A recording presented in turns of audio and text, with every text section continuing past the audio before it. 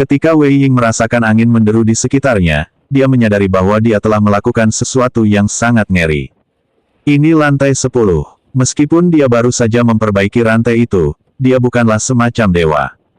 Kenapa kamu bertingkah aneh sekali? Bunuh diri dengan melompat dari gedung. Pikiran tentang kematiannya yang akan segera datang memenuhi Wei Ying dengan kesedihan yang tak berujung. Dia baru berusia awal 20-an. Tepat ketika Wei Ying hendak menyentuh tanah, sebuah suara wanita dingin tiba-tiba muncul dari tubuhnya. Jangan khawatir, aku tidak akan membiarkanmu mati. Detik berikutnya, Wei Ying mendapati dirinya membuat segel tangan, dan tetesan air yang tak terhitung jumlahnya berhamburan liar di udara. Tetesan air mengembun menjadi garis-garis kristal es, membentuk jaring besar setinggi 2 meter di atas tanah. Wei Ying mendarat di jaring kristal es, yang meredam semua benturan. Tidak hanya itu, sesosok hantu berwarna merah darah muncul di sekitar Wei Ying. Hantu berwarna merah darah itu tampak persis seperti Wei Ying. Tidak terjadi tabrakan seperti yang saya bayangkan. Tidak seseram yang kubayangkan. Wei Ying mendarat dengan selamat. Dia benar-benar terkejut, dia sebenarnya tidak terluka. Tepat saat itu, suara wanita yang jernih dan dingin terdengar lagi, jika kau tidak mengikutinya sekarang, kau mungkin tidak akan pernah menemukan anak itu lagi. Wei Ying terkejut. Dia melirik ke sekeliling dan melihat tidak ada seorang pun di sana. Siapakah kamu? Di mana kamu? Akulah makhluk jahat dan berdarah dingin yang ada di dalam dirimu. Lari. Ekspresi Wei Ying sedikit berubah. Tepat ketika dia hendak mengatakan sesuatu, sebuah kekuatan tak terlihat sepertinya mengendalikannya. Dia melirik batu jiwa bumi yang melingkar di lehernya, yang telah retak tak terhitung jumlahnya. Mungkinkah itu karena mereka tidak mampu menekan darah dingin dan jahat yang ada di dalam dirinya? Meskipun tubuhnya terkendali, dia jelas merasa bahwa selama dia menggunakan sedikit kekuatan, dia akan mampu membebaskan diri dari kendali pihak lain. Di malam hari, keluarga Lin di ibu kota, Ye Chen dan Bao Xinhe telah tiba di lokasi formasi. Rumah keluarga Lin memang terletak dekat taman. Ye Chen memejamkan matanya, tetapi masih bisa merasakan fluktuasi susunan di sekitarnya. Fluktuasi ini bahkan lebih kuat daripada fluktuasi di Istana Plum Darah dan keluarga Jiang. Tuan Ye, meskipun saya tahu tempat ini ada di sini, saya pernah mendengar bahwa formasi keluarga Lin sangat luar biasa, dan sangat sulit untuk menembusnya dengan paksa. Formasi ini bahkan memiliki niat ofensif yang sangat kuat. Saya mendengar bahwa seorang ahli Tiongkok yang hebat pernah mencobanya, tetapi akhirnya tewas di bawah pengaruhnya. Ye Chen mengabaikannya. Seiring peningkatan kultivasinya, ia memiliki pemahaman yang sangat jelas tentang seni jimat spiritual. Dia dapat merasakan lokasi inti susunan tersebut dalam sekejap. Dia melangkah beberapa langkah, gaya berjalannya sangat aneh, bahkan agak tidak sesuai di mata Bao Xinhe. Saat Ye Chen mengambil langkah ketujuh, seluruh tanah mulai bergetar. Ekspresi Bao Xinhe seperti orang yang melihat hantu. Bagaimana mungkin Tuan Ye menemukan inti dari pembentukan keluarga Lin hanya dalam beberapa langkah? Sebelum dia sempat bereaksi, Ye Chen membuat segel tangan, dan nyala api samar-samar muncul di ujung jarinya. Detik berikutnya, kobaran api melesat ke tengah formasi seperti anak panah. Semburan api, penghalang susunan tersebut menyebar ke segala arah seperti jaring laba-laba, dan akhirnya hancur total. Tidak hanya itu, Ye Chen melayangkan pukulan lagi. Pukulan ini melepaskan serangkaian raungan naga yang sangat padat, menghancurkan area susunan pertahanan yang luas. Ekspresi Bao Xinhe membeku sepenuhnya. Apakah Tuan Ye ini tidak hanya menemukan inti formasi, tetapi juga menghancurkan formasi tersebut? Taktik macam apa ini? Pada saat yang sama, keluarga Lin yang berada di dalam tentu saja merasakan getaran tersebut. Tetua Aliansi Darah dan Lin Hao saling bertukar pandang, keduanya melihat keterkejutan di mata masing-masing. Suara apa itu? Tetua Aliansi Darah bertanya dengan terkejut. Lin Hao berdiri, merasa ngeri. Formasi keluarga Lin telah dihancurkan secara paksa. Bagaimana mungkin? Formasi susunan keluarga Lin diwariskan dari 1000 tahun yang lalu. Dan itu benar-benar hancur berkeping-keping. Apa sebenarnya yang terjadi di luar? Di mana kamera pengawasnya? Tetua dari Aliansi Darah merasakan ada sesuatu yang tidak beres. Mata Lin Hao menyipit, dan dia hendak mengambil tablet di atas meja untuk mengakses rekaman pengawasan. Terdengar suara, whoosh, yang keras. Udara seolah terkoyak oleh kekuatan yang sangat dahsyat. Secara naluriah ia mendongak, dan sebuah tombak panjang melesat di udara. Dia dikelilingi oleh aura yang sangat kuat. Dengan bunyi, ding, benda itu mendarat tepat di telapak tangannya. Lubangi pelat datar tersebut dan paku ke tanah. Tidak hanya itu, tetapi karena kekuatan tombak itu begitu mengerikan, sebuah bekas darah muncul di tangannya. Darah menyembur keluar dengan deras, menetes ke tanah.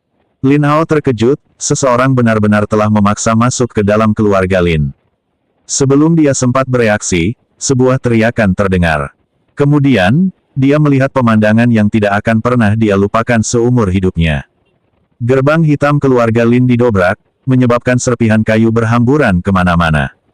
Dalam kegelapan, sesosok figur yang dingin dan angkuh muncul. Cahaya yang berbayang-bayang menampakkan sepasang mata yang dingin. Ye Chen, para tetua aliansi darah dan Lin Hao tanpa sadar mundur beberapa langkah, pikiran mereka kembali teringat pada sosok Ye Chen sebagai dewa perang di gimnasium pagi itu. Lin Juelong, kalah. Anggota terkuat aliansi darah mengalami luka parah. Para penjaga Tiongkok, matilah. Saat ini, berapa banyak orang di Tiongkok yang mampu menghentikan Ye Chen? Bang, di mana ayahku? Ye Chen telah muncul di depan Lin Hao, berjarak 2 meter, dan aura dingin menyelimuti seluruh tubuh Lin Hao. Lin Hao kemudian menyadari apa yang sedang terjadi dan menatap Ye Chen dengan saksama. Kau terlambat, Ye Tianzeng tidak ada di sini. Ya, Ye Chen tidak bergerak. Sebaliknya, dia mengeluarkan sebatang rokok dari sakunya, menyalakannya, dan duduk di pinggir. Aku akan memberimu waktu yang dibutuhkan untuk menghisap sebatang rokok untuk membawa Ye Tianzeng ke sini, atau seluruh keluarga Lin akan mati. Asap itu berputar-putar di sekitar wajah Ye Chen. Pemandangan yang tampaknya biasa saja ini justru membuat Lin Hao dan para tetua aliansi darah dipenuhi rasa takut. Mereka juga melihat seekor naga darah perlahan muncul dari tubuh Ye Chen. Dalam sekejap mata, api itu menerobos seluruh rumah. Lalu benda itu melayang-layang di sekitar Ye Chen seperti itu. Naga darah itu menatap mereka berdua dari atas, wajahnya berkerut mengerikan, kobaran api membubung di sisiknya. Suasana di seluruh aula langsung membeku. Aula itu begitu sunyi sehingga bahkan suara napas pun tidak terdengar.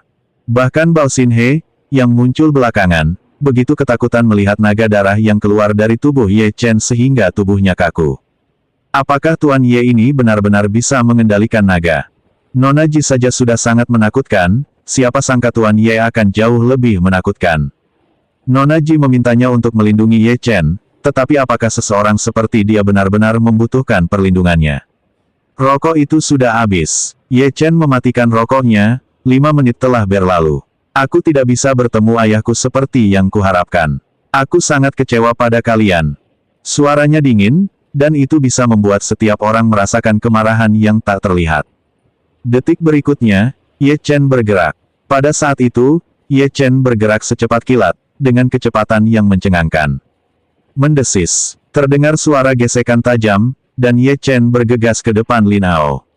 Tubuhnya tiba-tiba berhenti, lalu dia memutar pinggangnya dan mengangkat pinggulnya, kemudian melayangkan pukulan.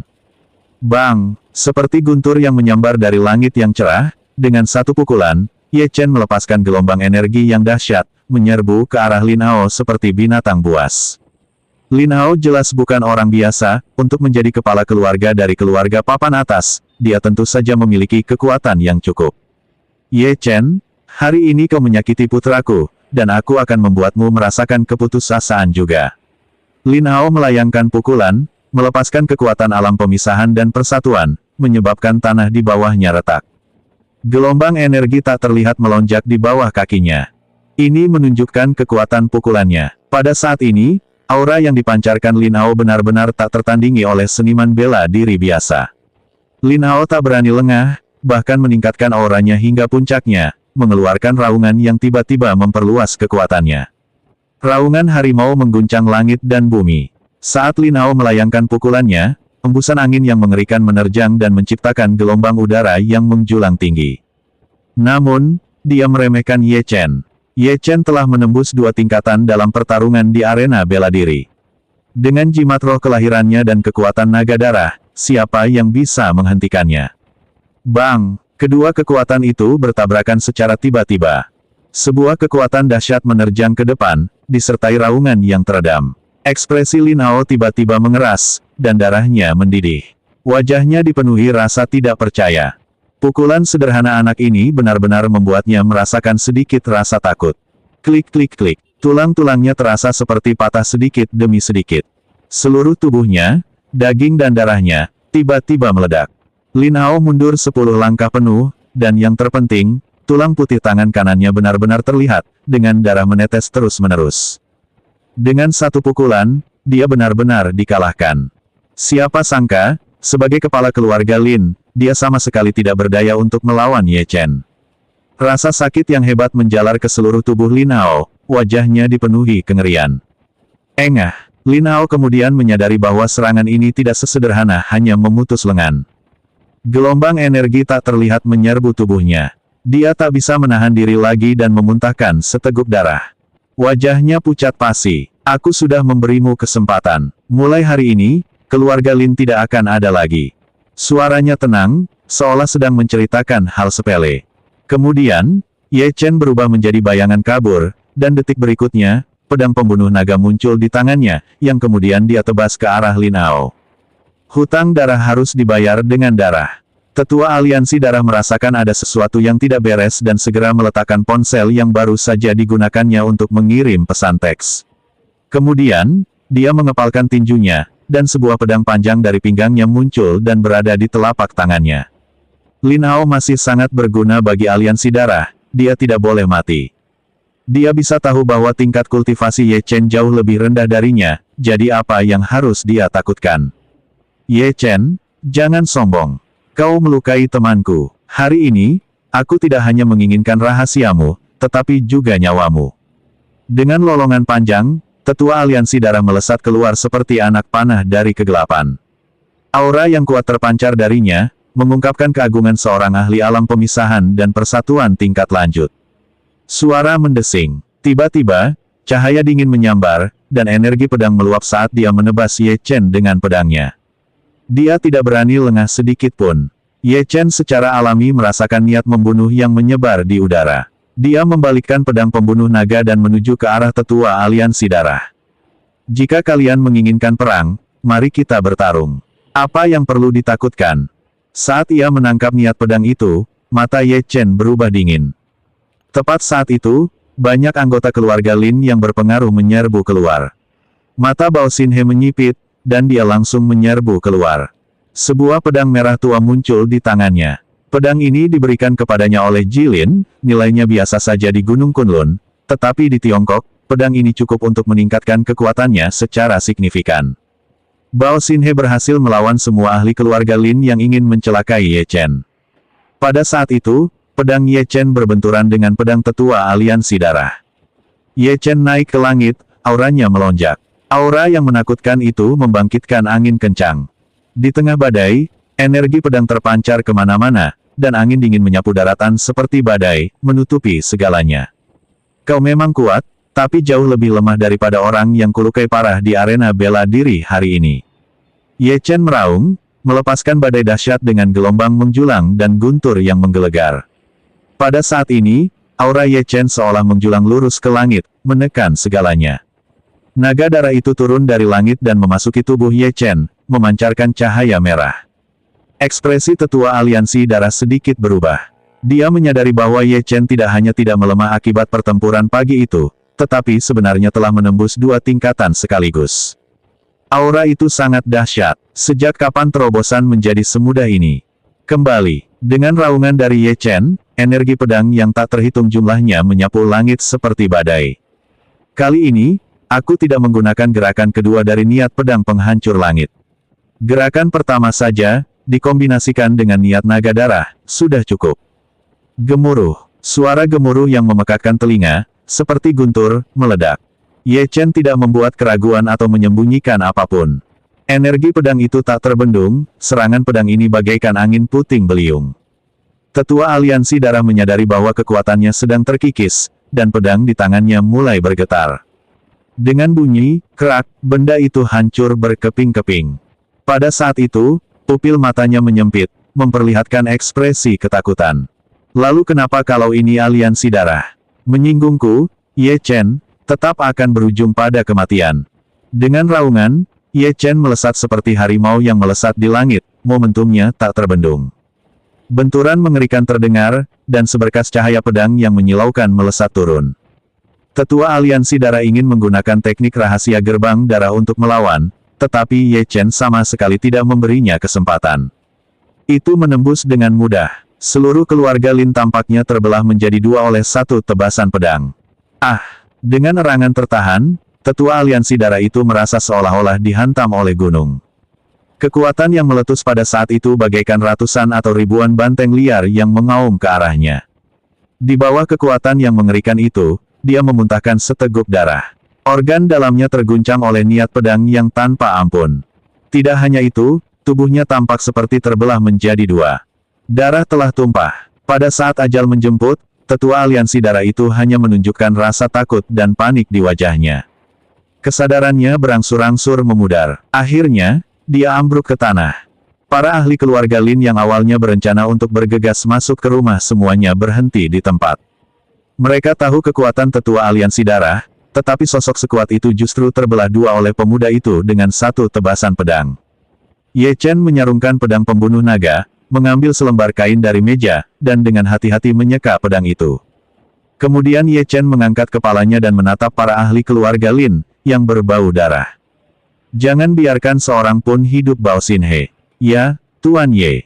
Mata Bao Xinhe menyipit, dan dia langsung menerobos masuk ke kerumunan. Jeritan kesakitan menggema di seluruh ruangan. Perbuatan Ye Chen telah membayangi pikiran mereka. Tentu saja, tidak mudah bagi Bao Xinhe untuk menghadapi begitu banyak ahli, dan dia segera mengalami beberapa cedera. Ye Chen menggelengkan kepalanya tanpa daya, dan embusan angin seketika menyapu sekelilingnya saat dia menerobos kerumunan. Saat ini, Ye Chen bagaikan malaikat maut, tanpa ampun merenggut nyawa semua orang. Hanya 5 menit, semua ahli dari keluarga Lin telah meninggal. Ruangan itu dipenuhi kabut darah. Dari seluruh keluarga Lin, hanya satu orang yang masih hidup, Lin Hao. Lin Hao meringkuk di pojok. Karena kehilangan lengannya, kekuatannya sangat berkurang, sehingga serangan balik menjadi mustahil. Bao Xinhe, geledah setiap ruangan di rumah keluarga Lin. Jika kau menemukan Lin Juelong atau ayahku, segera laporkan kepadaku. Ya, Tuan Ye. Bao Xinhe langsung melesat menuju rumah keluarga Lin. Ye Chen melirik Lin Hao dan berjalan selangkah demi selangkah ke arahnya. Langkah kaki itu ringan, namun menyerupai langkah kaki kematian. Apakah kau tahu mengapa aku tidak membunuhmu? Kata Ye Chen dengan tenang.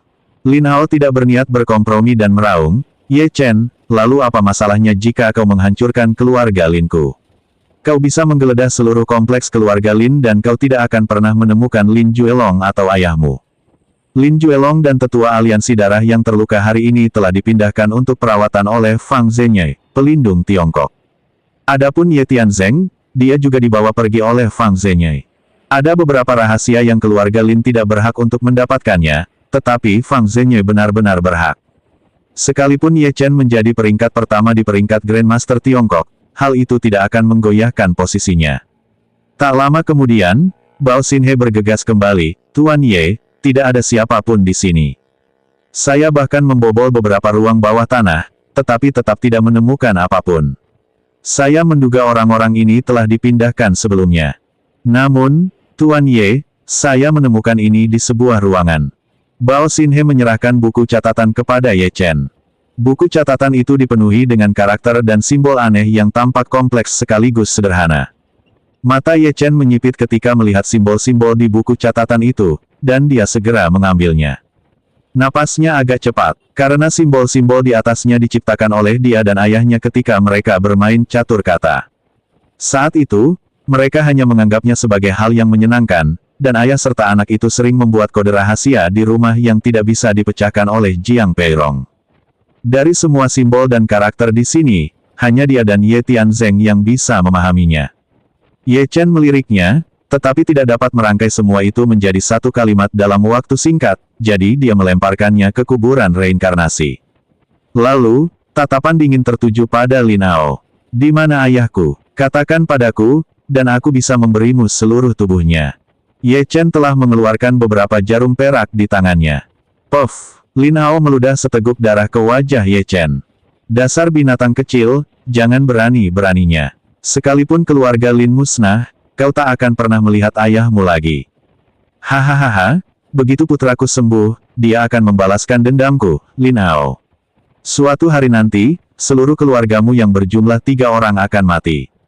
Ekspresi Lin Hao sangat garang. Begitu dia selesai berbicara, tubuhnya membesar lagi, jelas bersiap untuk menghancurkan diri sendiri. Dia lebih memilih mati daripada mengungkapkan informasi apapun kepada Ye Chen. Ye Chen tertawa, Lin Hao, tahukah kau kemana aku pergi selama 5 tahun aku menghilang? Lin Hao terkejut, ekspresinya berubah agak garang. Ini juga merupakan pertanyaan terbesarnya. Karena kau akan segera mati, sebaiknya kukatakan saja bahwa aku pergi ke Kunlun Void, tempat di mana tak terhitung banyaknya orang dan sekte kuat berdiri berdampingan. Mendengar itu, Lin Hao berseru ngeri, mustahil. Tidak ada informasi tentangmu di Kunlun Void. Kalian tidak akan menemukanku di sekte-sekte bela diri Gunung Kunlun karena aku sama sekali tidak bergabung dengan sekte bela diri manapun. Selama 5 tahun itu, aku berjuang dalam kegelapan yang lebih buruk daripada kematian. Kekuatan terbesar saya bukanlah seni bela diri, melainkan keterampilan medis. Saya pikir kedokteran itu untuk menyelamatkan nyawa, tetapi tempat yang gelap dan berdarah itu telah berulang kali mengajari saya bahwa kedokteran juga dapat digunakan untuk membunuh. Ini bisa sangat menyakitkan, lebih buruk daripada kematian. Saat Ye Chen berbicara, jarum perak di tangannya dijentikkan, dan dengan kilatan cahaya dingin, 6 atau 7 jarum perak melesat masuk ke tubuh Lin Hao. Lin Hao merasakan ada sesuatu yang tidak beres dan hendak berbicara ketika dia melihat jari-jari Ye Chen dengan cepat membentuk segel tangan. Sebelum dia sempat bereaksi, rasa sakit yang luar biasa menyelimutinya. Perasaan ini seperti digigit dan dikunyah oleh jutaan semut. Seluruh ruangan dipenuhi dengan jeritan Lin Hao yang mengerikan, jeritan yang begitu dahsyat hingga tak tertahankan. Bao Xinhe, yang berdiri di samping, tak kuasa menahan napas saat melihat pemandangan ini. Metode yang digunakan untuk menimbulkan rasa sakit seperti itu pada seorang ahli bela diri benar-benar mengerikan. Untungnya, dia bukanlah musuh Ye Chen. Saat itu, urat-urat di tubuh Lin Hao menonjol, matanya merah, dan dia tampak sangat ganas. Aku hanya butuh satu jawaban untuk mengakhiri penderitaanmu. Secara logika, para ahli bela diri seharusnya mampu menahan rasa sakit yang jauh lebih besar daripada orang biasa, tetapi di bawah siksaan Ye Chen, yang terjadi justru sebaliknya. Ku bilang, lepaskan aku sekarang juga, cepat. Ye Tianzeng telah dibawa pergi oleh Fang Zhenyi. Ye Chen berdiri dan berkata kepada Bao Xinhe, pangkas kelapanya dan gantung di luar pintu. Ya, Tuan Ye. Bao Xinhe menggelengkan kepalanya tanpa daya, tetapi melakukan apa yang diperintahkan. Saat Ye Chen hendak pergi, ponsel yang tergeletak di tanah tiba-tiba berdering. Itu adalah ponsel yang digunakan oleh sesepuh aliansi darah yang telah meninggal untuk mengirim pesan teks secara diam-diam. Ye Chen mengerutkan kening, melirik cahaya di sudut ruangan, mengepalkan tinju, dan ponsel itu tersedot kembali. Layar menampilkan serangkaian angka terenkripsi. Dia menekan tombol jawab, dan sebuah suara tua terdengar, apakah Ye Chen masih di keluarga Lin? Apakah kau sudah menangkapnya? Aku sudah mengirim beberapa muridku untuk memberikan bantuan. Bersabarlah. Meskipun Ye Chen belum pernah mendengar suara itu sebelumnya, dia langsung menebak siapa itu.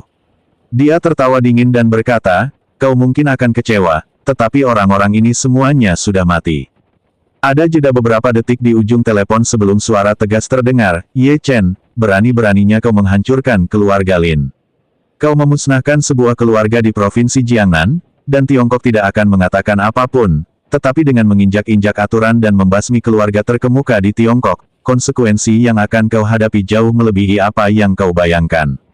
Apakah kau mengetahui konferensi meja bundar di antara para penjaga Tiongkok? Memutuskan hidup atau matimu terlalu mudah bagimu.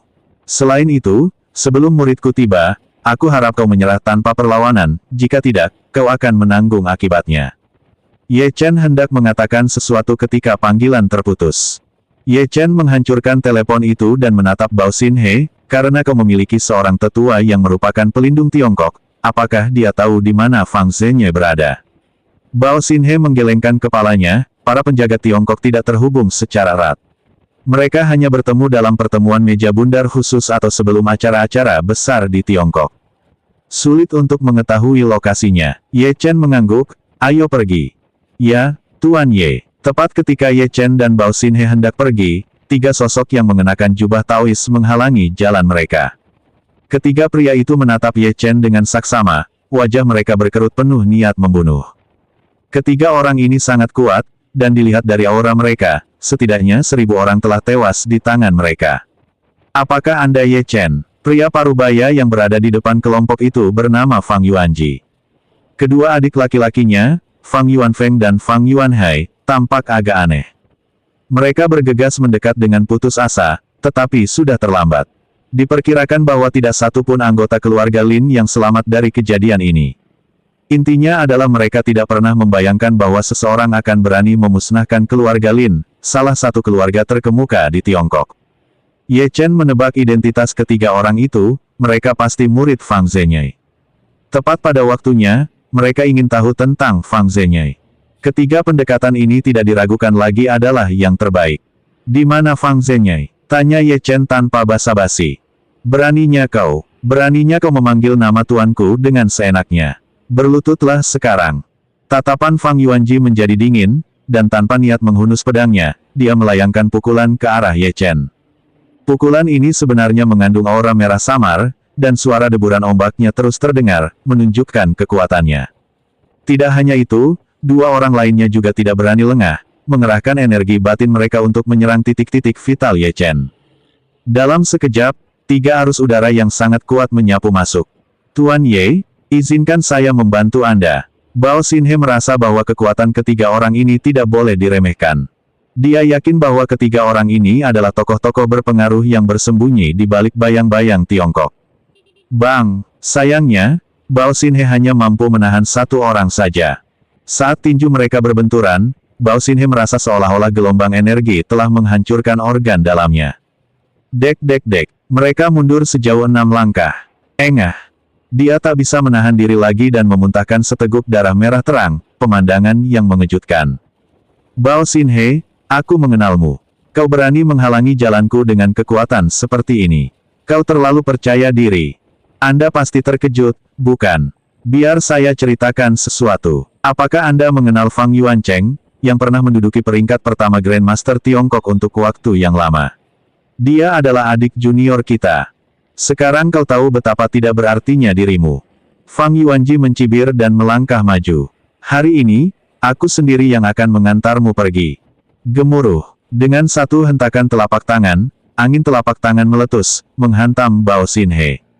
Para master catur Tiongkok belum tentu termasuk dalam daftar Grandmaster Tiongkok. Melihat kekuatan dahsyat dari jejak telapak tangan itu, bibir Fang Yuanji melengkung membentuk seringai haus darah. Tepat saat itu, sesosok bayangan gelap tiba-tiba muncul di hadapan Fang Yuanji.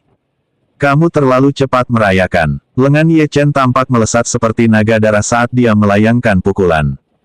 Gemuruh. Kepalan tangan itu meledak di hembus angin, dan darah berkilauan terang. Seperti bintang yang turun. Tepat sebelum jejak telapak tangan mendarat, embusan angin kencang menerpa. Di tengah aura yang dahsyat, bayangan kepalan tangan dan jejak telapak tangan bertabrakan dengan sengit. Seperti gunung yang runtuh dan bumi yang terbelah. Di tengah deru yang memekakkan telinga, angin kencang tak berujung menerpa ke segala arah. Tanah di sekitar kediaman keluarga Lin sedikit bergetar.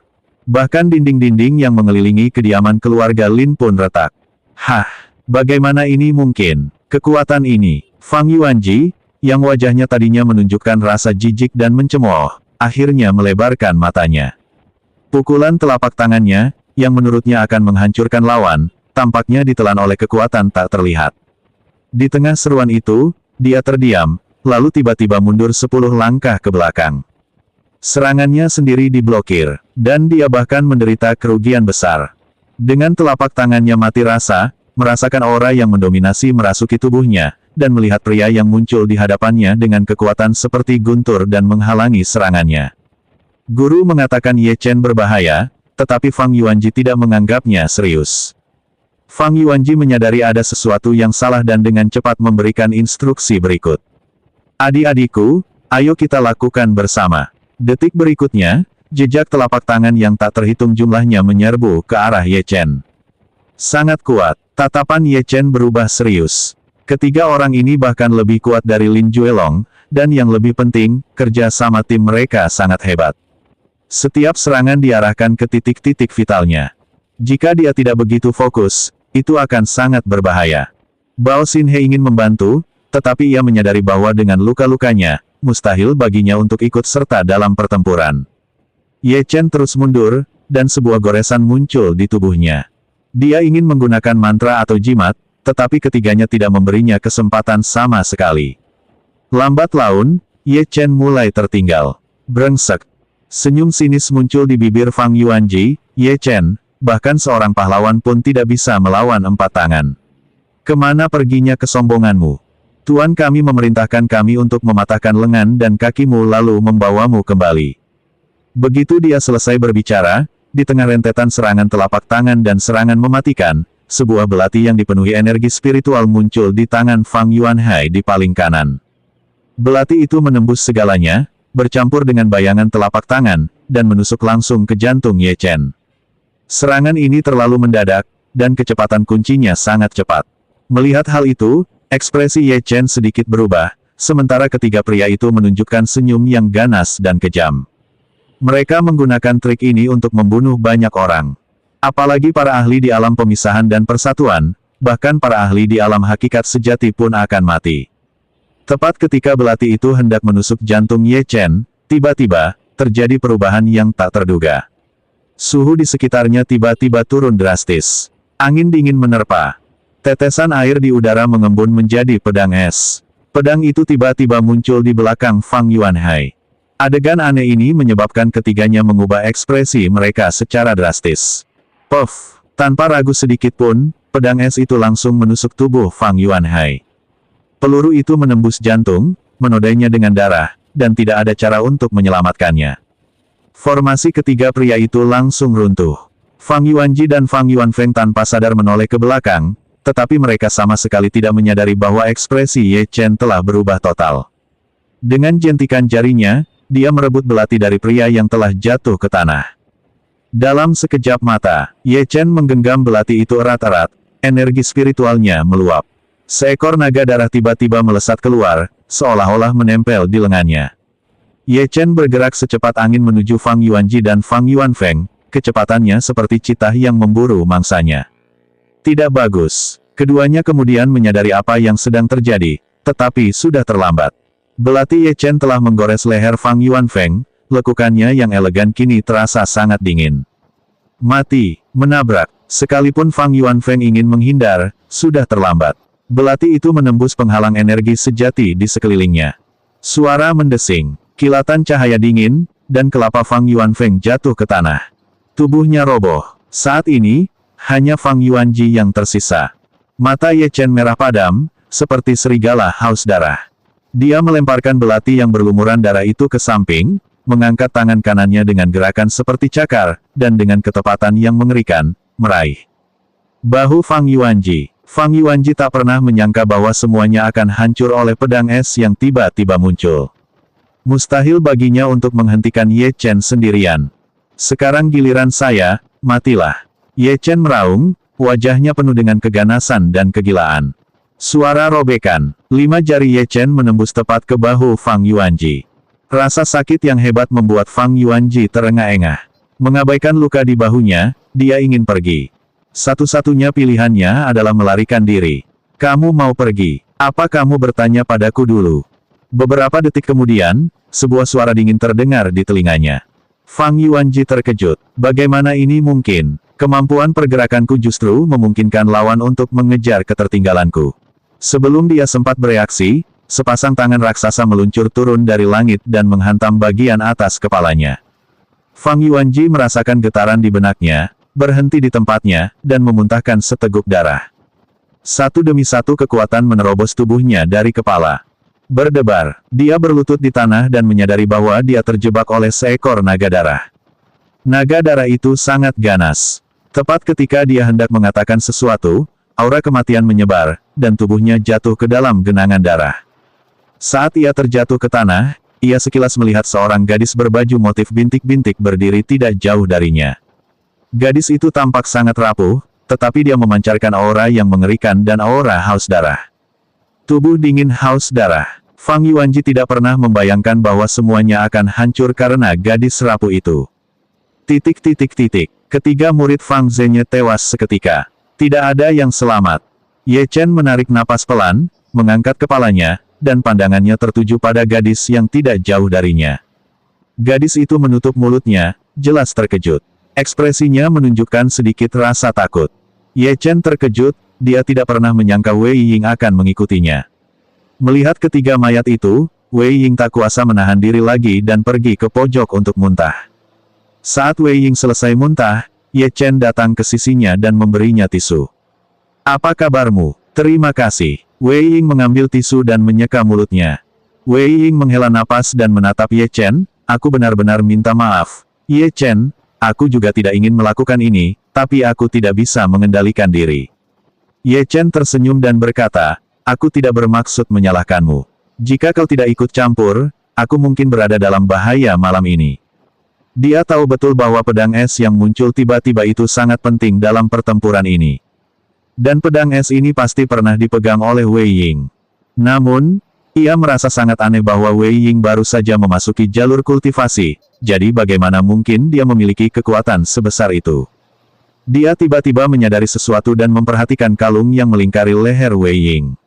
Batu jiwa bumi hampir hancur total dan ditakdirkan untuk tidak mampu menekan kekuatan tersebut. Aku pernah mendengar bahwa Bloodthirsty Frostbody dapat mengendalikan tubuhnya sendiri dan memiliki kekuatan yang menakutkan. Mungkinkah itu benar? Ye Chen bergumam.